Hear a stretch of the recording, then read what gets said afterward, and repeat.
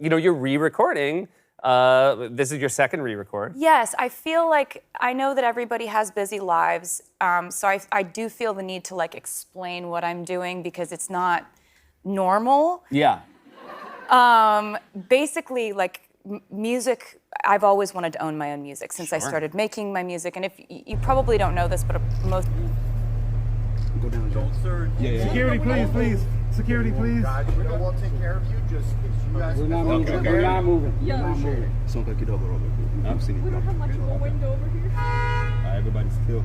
Everybody knows still. Hey, Taylor. Congratulations. Hey, Taylor.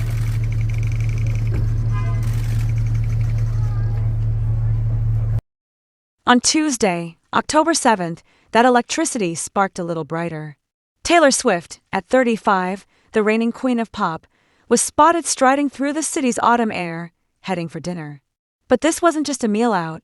This was a moment, one that blended fashion, family, and the unstoppable momentum of a superstar at her peak. There's an undeniable art to looking both perfectly put together and as if you threw your outfit on in 5 inspired minutes. Taylor's done it before, but this night she perfected it. She wore a fitted black long-sleeve turtleneck sweater tucked into a high-waisted, pleated plaid mini skirt. It was a nod to prep school nostalgia, but with a grown-up wink, a look that could only be described as schoolgirl chic, elevated.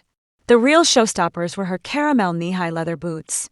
They were pointed at the toe, with a stiletto heel that added both height and attitude, the shaft slightly slouchy for a relaxed, lived-in feel. Sexy, polished, and undeniably confident, the boots alone could have walked away with the headlines. Her accessories? Pure Swift, a small black Dior top-handle bag with gold hardware, a delicate gold bracelet, and a smattering of dainty rings. Her hair was styled in soft waves, bangs framing her face in that now-signature way, and her makeup was pure old Hollywood, glossy red lips that caught every street lamp's glow. It was cozy meets cocktail. Playful, self-assured, and ready for any camera. The kind of outfit that says, yes, this is a date night, but let's make it fashion. But Taylor Swift's night out was about basically like music. I've always wanted to own my own music since I started making my music, and if you probably don't know this, but most of your favorite artists do not own their work. The music industry is, certain corners of it, but I think that there was something that happened this years year ago where her world has been a whirlwind, chart-topping singles, sold-out stadiums, and enough headlines to fill a tabloid's dreams. Yet beneath all the glamour, something more profound was unfolding. A family. I love the line where you're like, just give me a best friend who's hot. Yeah. Do you think you've achieved that now with Travis? 100%. I mean, like, look what I got. Oh my God, the ring! Oh my goodness. Stunning. You would love him. You would love him. I have a question actually. Does he have any hot gay friends? On Carrie Wing, a major medical event, the kind that resets the priorities of even the busiest superstar. The surgery, known as coronary artery bypass, is a complex procedure that creates new pathways for blood to reach the heart, circumventing blockages that could lead to disaster. For Taylor, the health scare was a thunderclap, a reminder that, for all her global success, the heart of her world was still her family. 4 months after the operation, Taylor spoke candidly about her father's recovery. By his own accounting, he's actually at 150% now, she shared on SiriusXM's The Morning Mashup. He's got too much energy. He's doing amazing.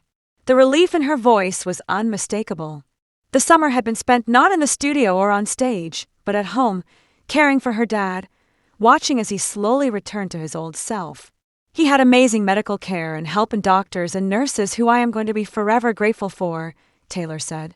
It reminds me how lucky I am that he pulled through. The experience changed her. An experience like that recontextualizes what matters to you, she said. The world may see her as an untouchable star, but Taylor's greatest pride was in her role as a daughter. She moved in with her father for the summer, making sure he was never alone during those fragile weeks of recovery. And yet, even as Scott Swift regained his strength, his playful spirit remained undimmed. For years, he's been a fixture at Taylor's shows, famous among fans for handing out custom guitar picks. Every time a new album drops, Scott commissions new picks, always ready to slip them into the hands of fans at concerts or even at random restaurants. It's a tiny gesture, but it's one that's become a cherished tradition in the Swift family, a reminder that, behind every arena show and red carpet, there's a family who's just as excited as the fans. Taylor has always been an open book with her fans, sharing not just her music but her life's twists and turns. After her father's surgery, she became an advocate for heart health, urging everyone, especially men of her father's age, to get cardiac stress tests. He's been telling all his friends you need to get the stress test because that's what's actually preventative, she said on fiancé Travis Kelce's New Heights podcast. If you can find that earlier, you don't have to have bypass surgery.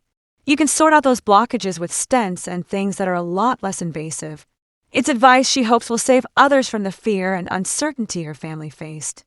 In a world obsessed with the next hit song or viral moment, Taylor's message is refreshingly real. Fame is fleeting, but health and the people you love are everything. With her father on the mend and her family closer than ever, Taylor's creative fire has only grown brighter. The Life of a Showgirl, her latest project, promises to be a dazzling, self-reflective look at her journey, equal parts spectacle and soul. Early buzz hints at a blend of intimate ballads and stadium-sized anthems, the kind of songs that make you feel like you're both in the front row and backstage at the same time. But for Taylor, the real magic isn't just in the music.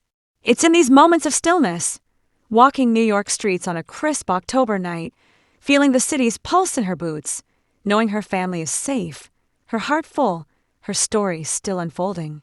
There's something endlessly captivating about watching a superstar at ease, when the cameras are down and the makeup is just right, but not too perfect.